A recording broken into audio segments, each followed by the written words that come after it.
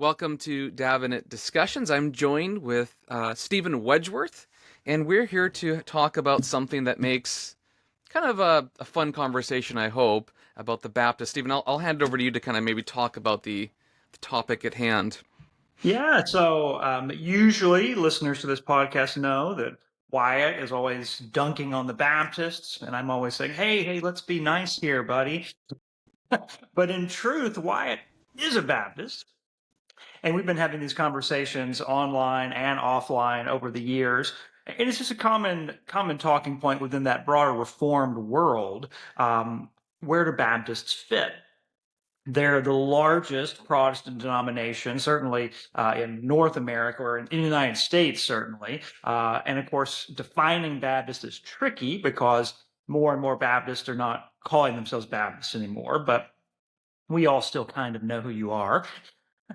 And so the largest group, and yet should they be considered Reformed or not? That creates these tensions. There was a recent video by Gavin Ortlund where he was trying to argue against more high church, traditional minded, classical Christians from making fun of Baptists, putting them down, not giving them their due.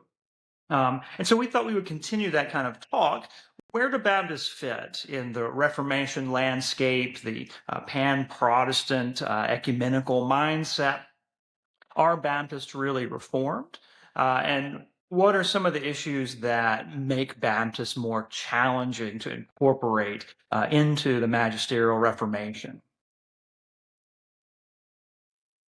Yeah, well, it's a good question, partly because you don't really have Baptists as we know them during the 16th century, during the early heydays of the Reformation with Martin Luther and John Calvin, unless you include the Anabaptists, which I guess is kind of part of the whole discussion.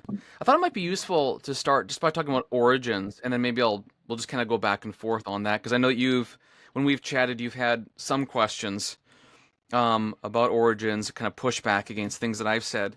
So I'd say just to kind of lay the field, there's really three origin stories for Baptists. The first is the most fun, that there's always been a trail of blood of true Baptists across history. They've been suppressed by the Catholic Church, the medieval church, the Anglican, etc. churches, but there's always been a true one, and these would be all the dissenting groups across time. The the problem with this view is you don't really have evidence for it, meaning it's sort of like vibes. You just assume that they're there in past history, Mhm. and you have to like say, well, it's the Donatists, but then you don't really want to be the Donatists. You know what I mean?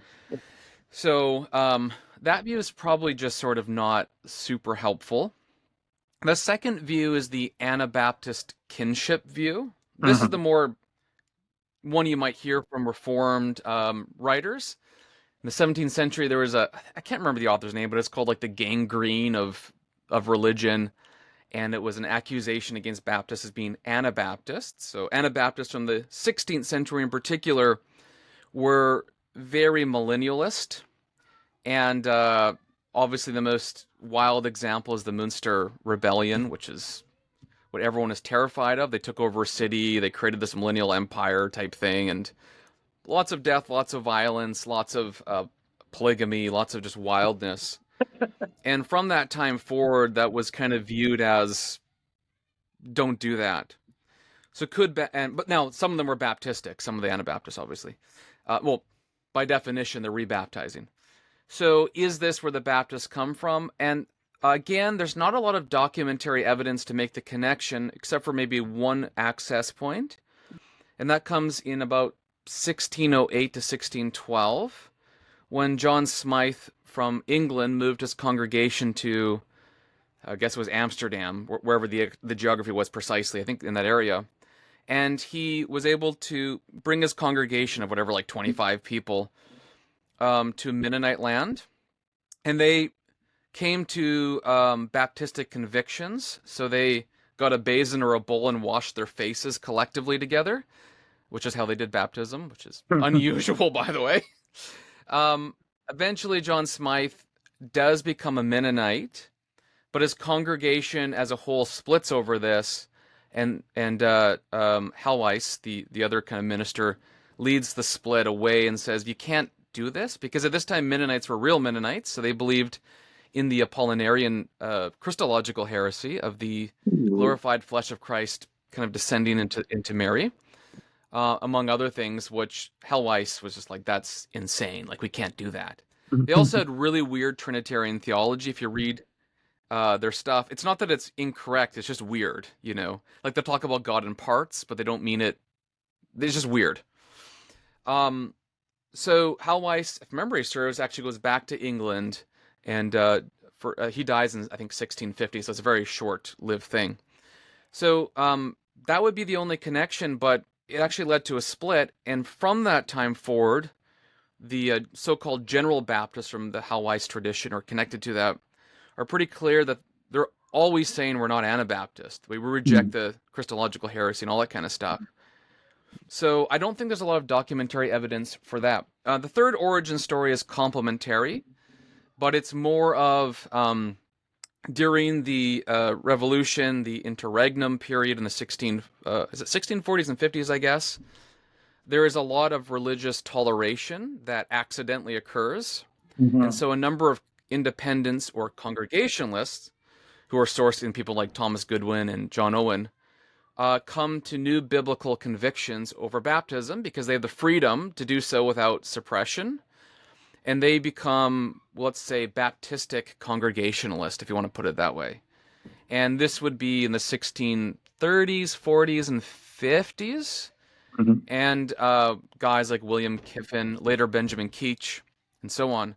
Now, the General and Particular Baptists are distinguished simply because General Baptists believe in that Christ died for all, and Particular Baptists believe in the more Dortian version. So they're Calvinistic in today's language.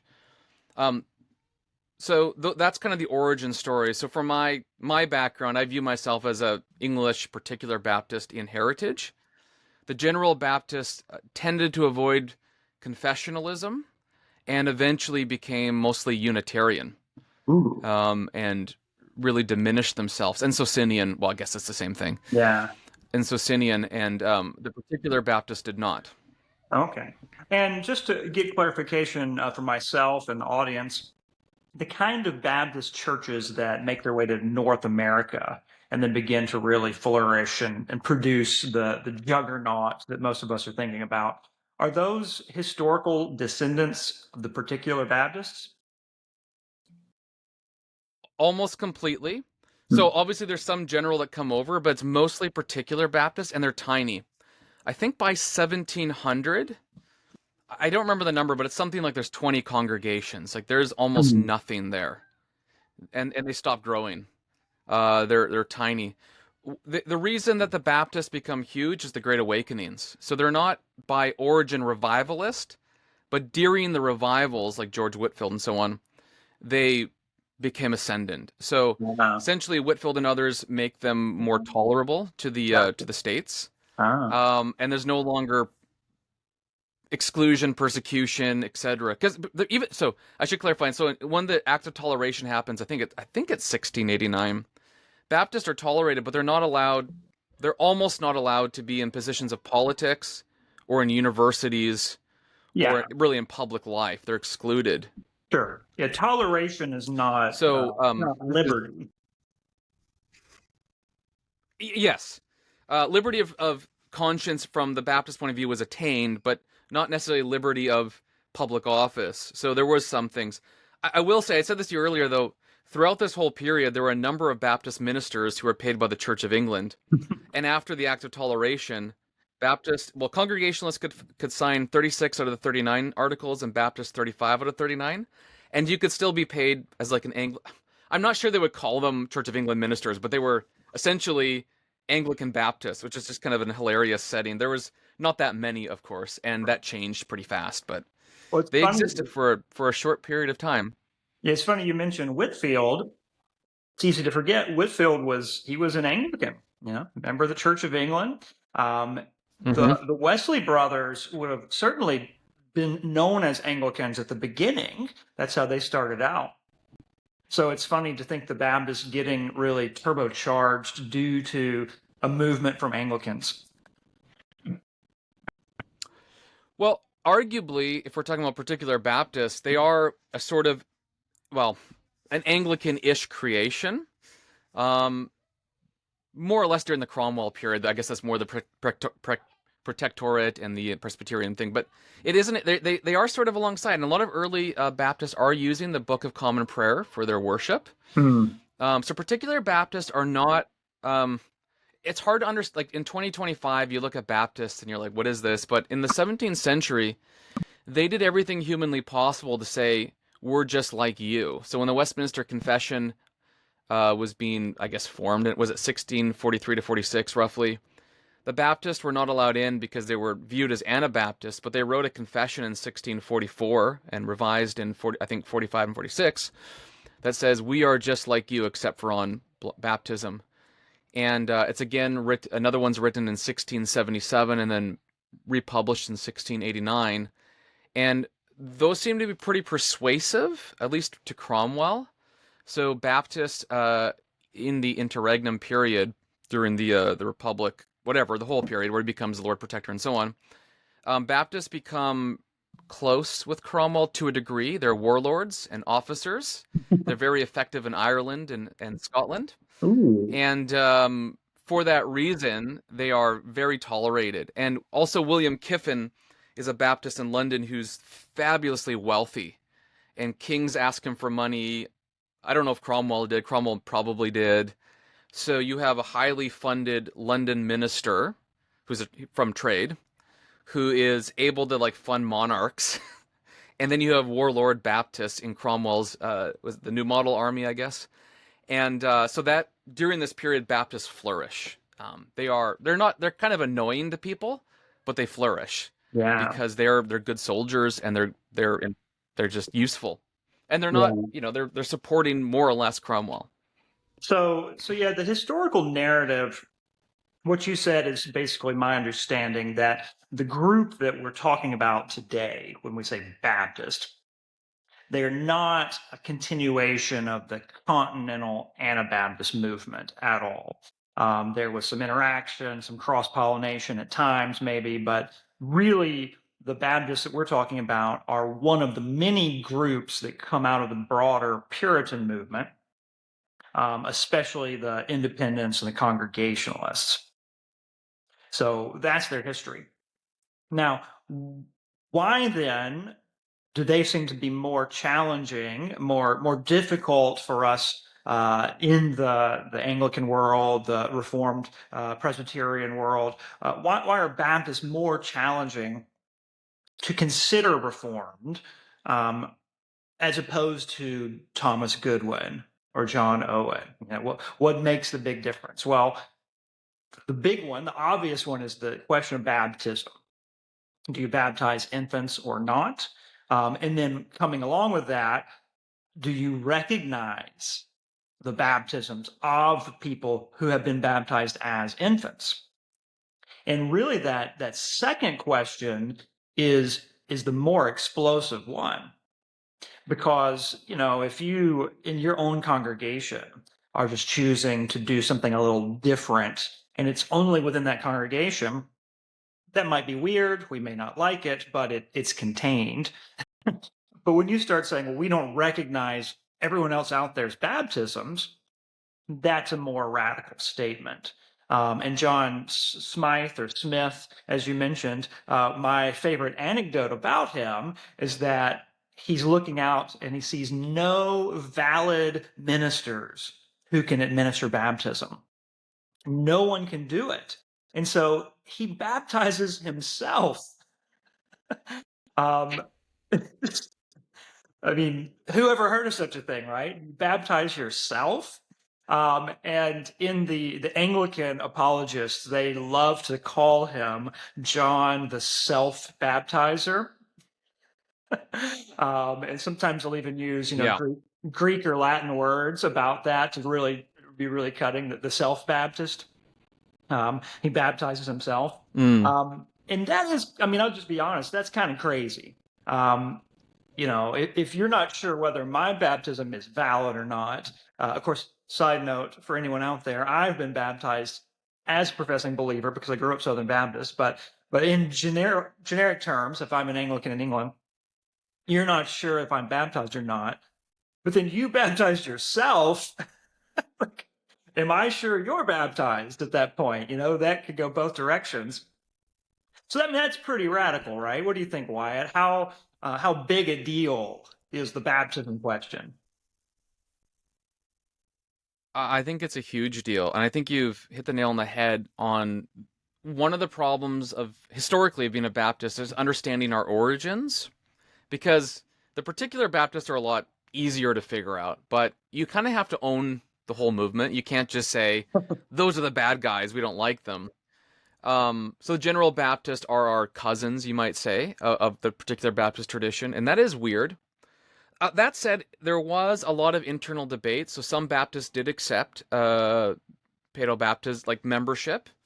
It's a minority position for sure, but it did exist. And so within the kind of congregational Baptistic life in England, it was ongoing. A part of the context for the mid 17th century piece is a lot of persecution comes, and so a lot of people, when you're going to jail for years over the baptism issue, it's different than just you and I are talking about it. But yeah, the John Smythe thing, a self-baptism, is kind of insane. Obviously, the Baptists reject secession as a necessary thing for a true church, so you don't need apostolic succession in that way. Although Smythe felt that he kind of did. That's why he went to become a Mennonite. He kind of was like, I did the self-baptism, but the Mennonites are maybe part of the succession, Yeah. where Thomas Helwys and others did not. I don't know. I mean, part of it is it's the whole history of separatism, right? So even the late 16th century separatists are having a lot of grumpiness with the established church. Yeah. They're allowed into more government early on because they're clearly not Anabaptists. The Baptists are excluded early on until they can prove that they're not Anabaptist. They're guilty until proven innocent. So historically, there's a lot of reasons why. But yeah, I agree. Like I mean, this is one reason for me I'm not super comfortable saying I'm a Reformed Baptist, and the reason why is when I look at 16th century Reformed communions, usually the Swiss cantons and all that kind of stuff, and the Presbyterian communions, it's pretty clear how they're calling themselves. Lutherans often will call themselves evangelicals, or Lutherans, not always Reformed, and Baptists probably would do better to call themselves Protestant rather than Reformed, not to avoid some historical confusion, because to be a Reformed communion pretty much included a confessionalism that was Paedo-Baptistic. Like it's kind of there, you know what I mean? Like, so I'm not trying to pick a fight. I mean, if you call yourself a Reformed Baptist in 2025, this is 500 years after the Reformation, roughly. Like there's a lot happens in half a millennium. And what a Baptist is today versus what a Baptist is in the 17th century is like just a completely different question. Yeah. Arguably, Anabaptists today have become Baptists. You know what I mean? Like they're not even.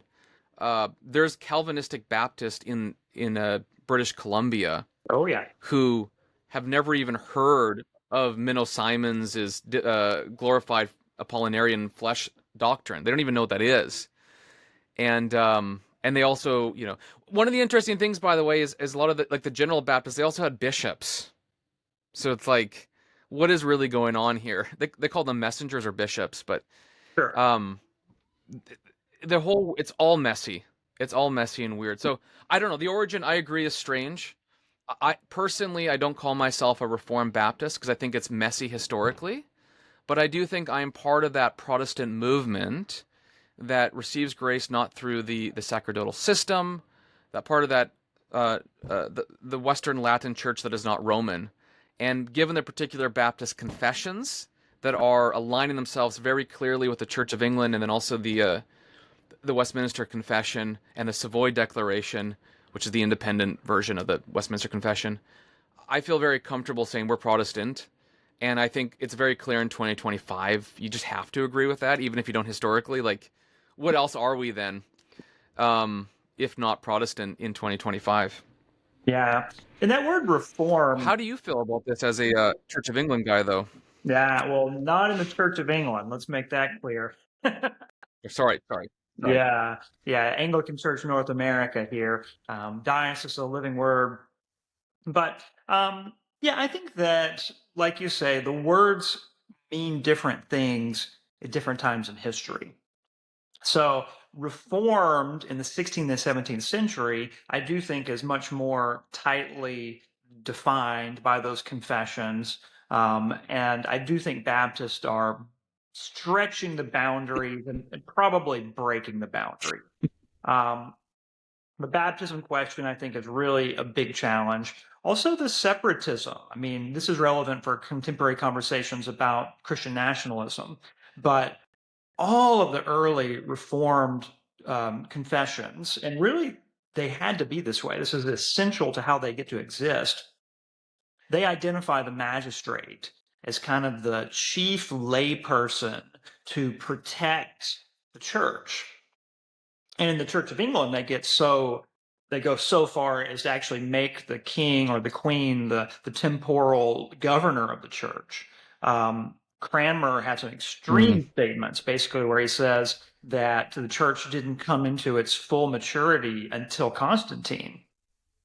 So, I mean, they were really into that. They were committed to that. And the Baptists, I think, are one of your clearest groups that are not. You know, they're saying no. The church is particularly defined by the ministry and the gathering and the people that have a formal profession of faith that is recognized by the church, you know, the true church. And so this magistrate out there, not only is he not the head of the church, but in many cases he may not have a credible profession. He may not even be a Christian under certain definitions. So I do think that's a pretty substantial difference. You know, that's in the 16th and 17th century, that will be enough of a disagreement to get you arrested, to get you executed, to warrant an entire new ecclesiastical manifestation. So yeah, I would say the baptism and the separatism, or you can maybe just say discipline, right? The way they understand discipline. I think those two things are pretty distinct. Um, there is a spectrum, you know, when you leave Presbyterians and you get into Congregationalists, then you leave Congregationalists and you get into like the Brownist movement. You can see, you can see how you get from one to the other in real time, but I think they're pretty Oh yeah. different. Um, but as you said, Well, 2025, like let's get up to the modern world. Um, what do people think reformed means? You know, it's super different. Um, right. some people think it means you're Dutch. Like you live in Western Michigan, or you're in the Fraser Valley in British Columbia. That's what reformed means. You know, when I was in BC, was at a PCA church, and we had a case where a guy left, a young man, he left one of these Dutch Reformed churches and he joined our church. So from our perspective, this is a straight up transfer, no big deal at all. I mean, we're happy he's joining us, but we didn't think it was a total transformation of the faith.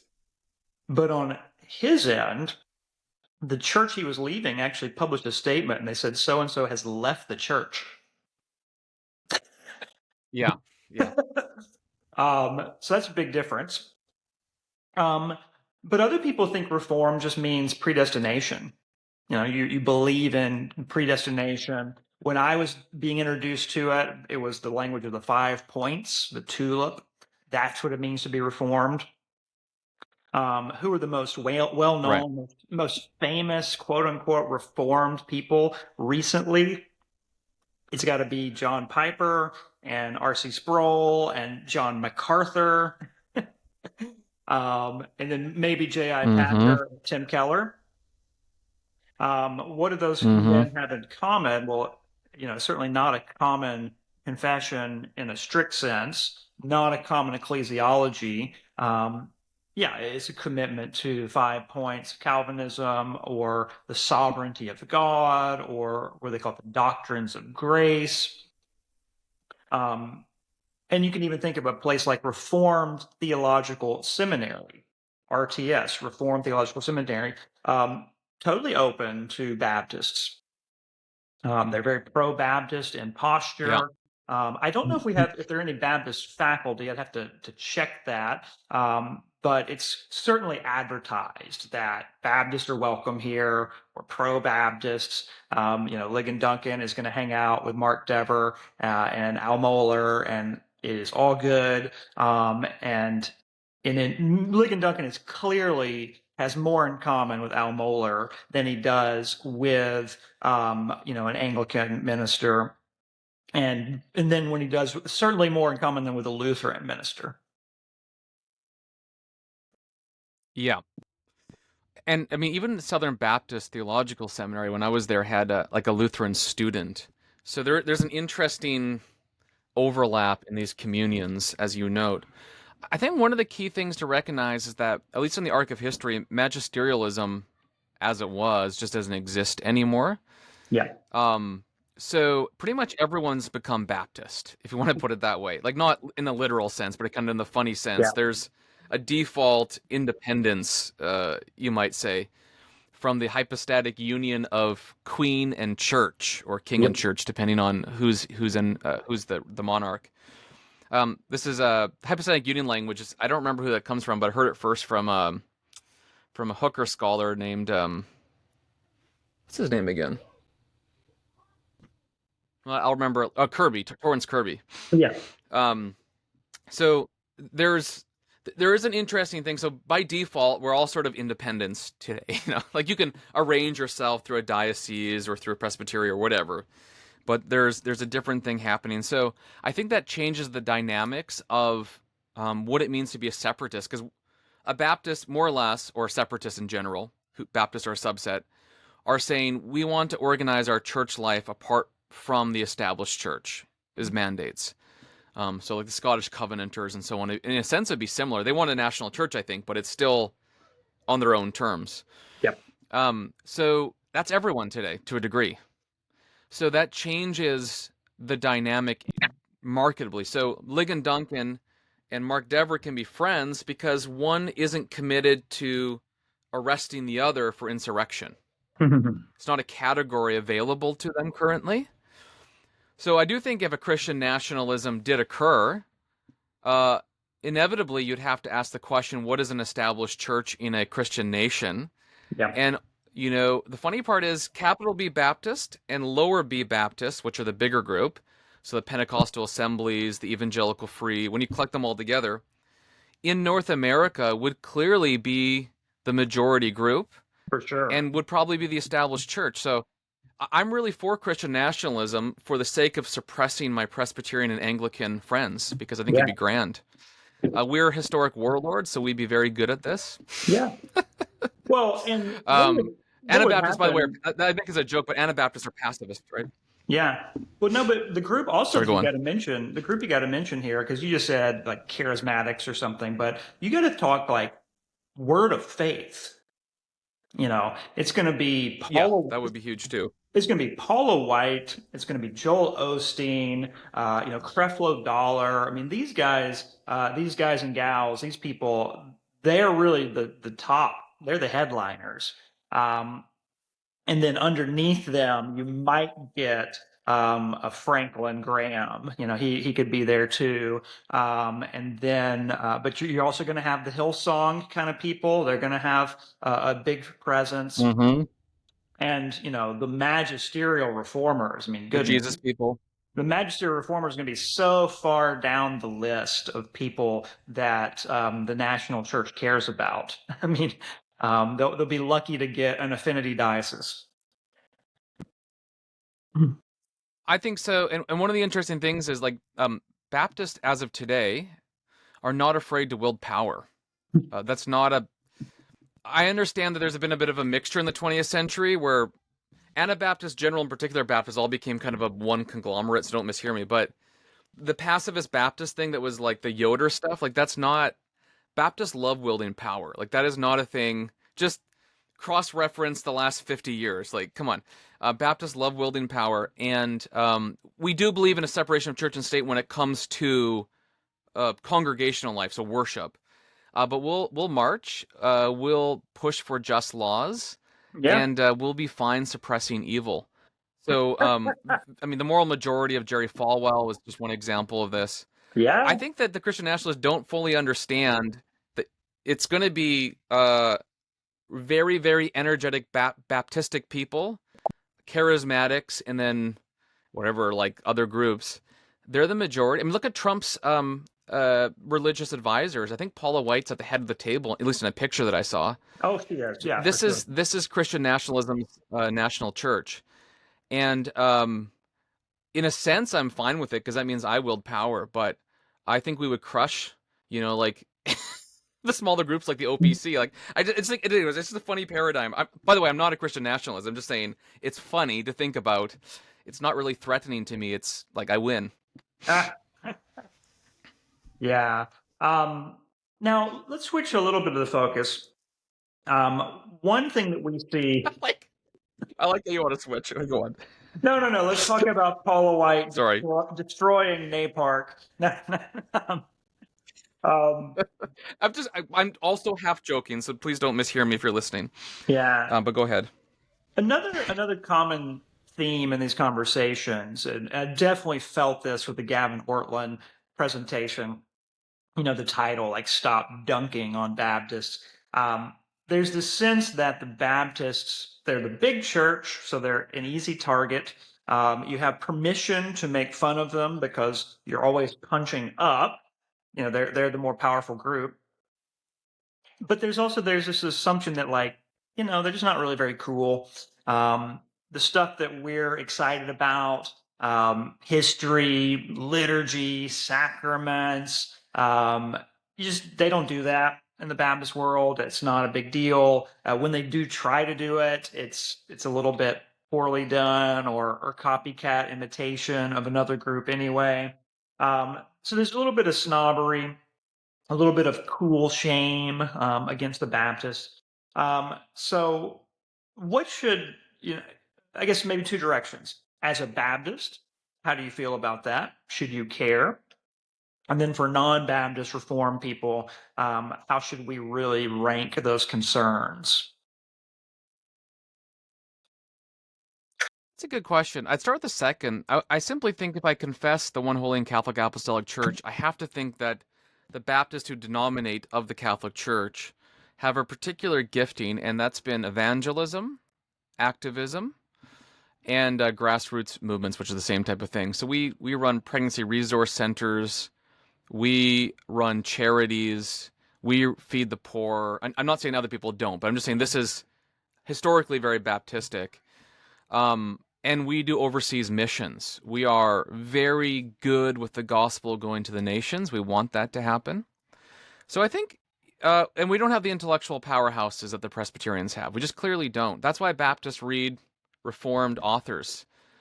We read Presbyterians, Anglicans, and that's fine because I think God crowns his gifts. I do wonder that the Baptists were used for missions and activism, where a lot of us, just go to Stephen Wedgeworth's church for the higher theology on the Trinity and so on. There's nothing wrong with that. I think it's changing to a degree. A lot of younger Baptists are recognizing we need to step up. So Midwestern, a Baptist Theological Seminary and other places are doing a lot of work now. A lot of the younger guys that I know are very interested in theology and liturgy are Baptistic. Part of this was in Baptist circles, maybe true with Anglican, I don't know. After World War II, churches exploded, and then the next generations who became pastors in the 70s essentially just had big churches and they needed to be life coaches.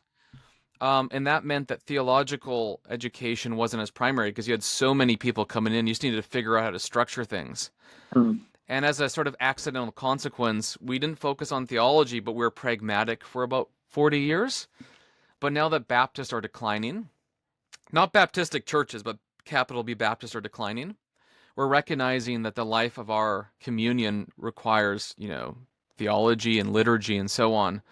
So this is the creation of the Banglicans. So like I run or help to run a BCP service for Baptists in my city. It's a community service for other Baptists, and we just do BCP services in the evening. So you gather with your congregation in the morning and with us in the evening.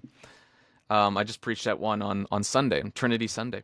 At least in the liturgy we're using. So it's there's that. That's the second one. So I think God crowns his gifts. I'm very happy for the Presbyterians to be the intellectual powerhouses and the Anglicans to be the liturgical and church history powerhouses and the Baptists to be the activists. That's great. That's Yeah. changing, by the way. The Pentecostals are now the activists and the evangelists, and the Baptists are becoming something else. They're becoming what the Presbyterians were in the 20th century.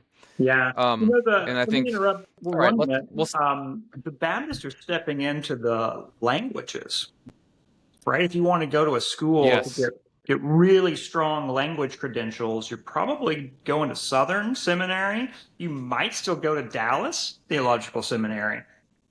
Yeah, they have a strong presence in that world. absolutely. Daniel Wallace, not just in Christian circles, but in linguistic circles, is highly respected. He's from Dallas Seminary as well. Yeah, So I think that's exactly right. And even the guys who are doing like not just language, but so Wes Huff, who's doing manuscript research, yeah. he's a Baptist. He's a particular Baptist, just down the road, not down the road, but like an hour away from me. So this is the reality. Baptists are people of the book. Languages and manuscripts are the thing that we're interested in. So I just think God crowns his gift. If I'm going to read covenant theology, I will read Presbyterians. If I want to read church history, I'll read Anglicans. And if I want to read evangelism and activism, I'll read Baptists. In the big picture. So I think that's the big thing. So the other one is like how to think about this. Yeah, to a degree, because Baptists have numbers, they're easy to criticize. We are nerdy, we are pragmatic because we're an activist group. We grew through the revivals. We were tiny until it happened. So our energy comes from revivalism, even though we're not revivalists from origin. So we are always praying for revival. We're always praying for this sort of spirituality thing, sometimes low theology, very pragmatic, what can get people in the door, the Sunday school movement, etc. So, which is good, by the way, the bus getting the non-Christian kids. Don't mishear me. I wasn't making fun of that. Just saying it's pragmatic, but not wrong, is what I should say. So I don't know. We are nerdy. It is what it is. I mean, Gavin Ortland is a great communicator, but I don't think people think he's cool. You know what I mean? Like, I really respect him, but he doesn't feel cool, Well, And I don't think that's our vibe. I think he is within the Baptist world. He's the cool version for sure. And True. I've seen a That's lot of true. criticism. I've seen him take a lot of unfair criticism that basically amounts to that, right? They're essentially calling him like a, pretty boy, too hip, too cool, from California. Really? Okay. Yeah. Oh, yeah. I guess I haven't seen that, but that makes sense. Yeah. Um, well, I don't know. I don't know what to say about that. So, let me ask you this question. So, from your perspective today, you're obviously fine like podcasting with the Baptists, but how do you see collaboration in the ACNA with Baptists? Because it does strike me that uh, we're both. I know you would hate this, but you're a little bit of a separatist, and in the ACNA, however you want to define that, don't mishear me, but you're a little bit of a separatist. You're a little bit of. I know you're not a congregationalist, but you kind of are in terms of ethos. And we have a lot of the same problems and goals in North America. Like it does seem to be that there's a real sense that we could collaborate in certain ways. Well, the largest ACNA parish is a Southern California multi-site megachurch. Right. That was just that news was just released a week or two ago. It's called Vintage California or Vintage Los Angeles, and yet it's in the ACNA. So that really illustrates the world we live in. Yeah, Anglicans on paper should be highly antagonistic towards Baptists, especially on the questions of baptism and the magistrate. But as you say, the Mm-hmm. magistrate question is a moot point. Even if we wanted to do something with it, we can't. It's just not there. And so that leaves the baptism question. And most Anglican churches, probably they treat it this way. This is how I would treat it. a family comes to my church, they're committed Baptists. I may not allow them to formally join the church. That might be a boundary that's going to block their capabilities to fully join. But I'll say, but you can still come, right? Like you can be in the pews, you can participate in all the Sunday Yeah. schools. I'll even let you, operate as like an usher. You can be a supervisor. I may not let you teach a class, but you could be like that secondary adult that we have to have in the room. You're welcome in many, many ways. And while I'll request the Baptist to not cause division, don't come and stir up trouble, I'll typically also say to them, I'm not going to harass you. I'm not going to be on your case, always trying to transform you. I mean, sometimes, like when you and I are hanging out on our own, I'll make a pitch or two, but understood in fraternal love. And I'm not going to be berating you and saying, well, I feel like you're every day constantly in grave sin. Um, and you could challenge me on that. You could say, how do I get to do that? Right? Shouldn't I be arguing that way? Don't my own confessional documents suggest that I should be viewing you as in constant grave sin? So it's a fair challenge. And I guess I say, well, people are complicated.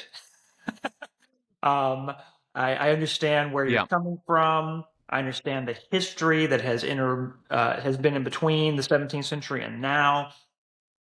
And I just ultimately think that God is a charitable God.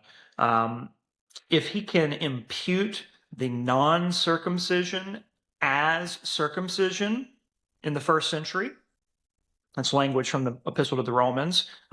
He can look at the Gentiles who are not circumcised, and he can impute to them as if they were because of their faith. Then he can impute your baby dedication as a covenant, child, and the blessings of his grace to your children. And that's how I would have to leave it. An incomplete Yep. resolution. I'm not saying I've solved the problem, but yeah, that's my pastoral outlook. And then, yeah, can we work together for concrete ends after that? Well, I would note two things. So, baby dedication as dry baptism is fun, but eventually that Baptistic family will all get baptized, and they may even baptize their 3-year-old or 4-year-old. So at that point, they all have the covenant sign, which is just an interesting question. Like, you could be in an Anglican, like in your church, and you could have a Baptistic family, but they're all baptized because they baptize Yeah. their really, really young children. So there is it's just when you live in a non-established world outside of the monarchies, there are new problems that don't have easy resolutions, and as you noted, it's tough. I do like your imputing dry baptism as real baptism comment. That's fun. Um, Young Baptists, on average, are thinking more carefully about accepting all valid Trinitarian baptisms. And so this is a bit of a change in the Baptist world, where now Paleo Baptists are sometimes being included in membership of voluntary covenanted assemblies. Now that creates a problem, a halfway covenant problem that, it's like it doesn't fix the congregational problem in America that the Edwards family had. Hmm. Particular Baptists would say they solve the halfway covenant problem because you're just all full way. But nonetheless, typically what this means is someone baptized as a baby who's now clearly a believer and like 25 they're admitted to the table. Um, the PCA and some ACNA churches seem to be allowing at least attendance or membership with dual forms of baptism. So I do think I think this century, baptism is going to be the question that we work out. Baptists outside of established church countries, Baptists are seemingly able to be much freer to talk about these things. Yeah. And my sense is that the ACNA, because of its particular history and weakness in a good way, is maybe more willing than the PCA and so on. So we'll see what happens. I I mean, I don't know what God will do. Yeah. Can't predict the future, but it is interesting that there seems to be more collaboration possible. Yeah. On the membership question, I probably overstated it. The technical requirements for both in the PCA and in the ACNA, the technical requirements are really a basic Christian profession of faith. I forget the exact vows, but in the Hmm. PCA, you're firm to follow the scriptures, you trust in Christ for your salvation, that sort of thing. And in the at least in our diocese, we use using the 1662 standard. You basically just reaffirm your own baptismal vows, which again are a basic Christian profession of faith. So technically, you I think can be a member without breaking any rules.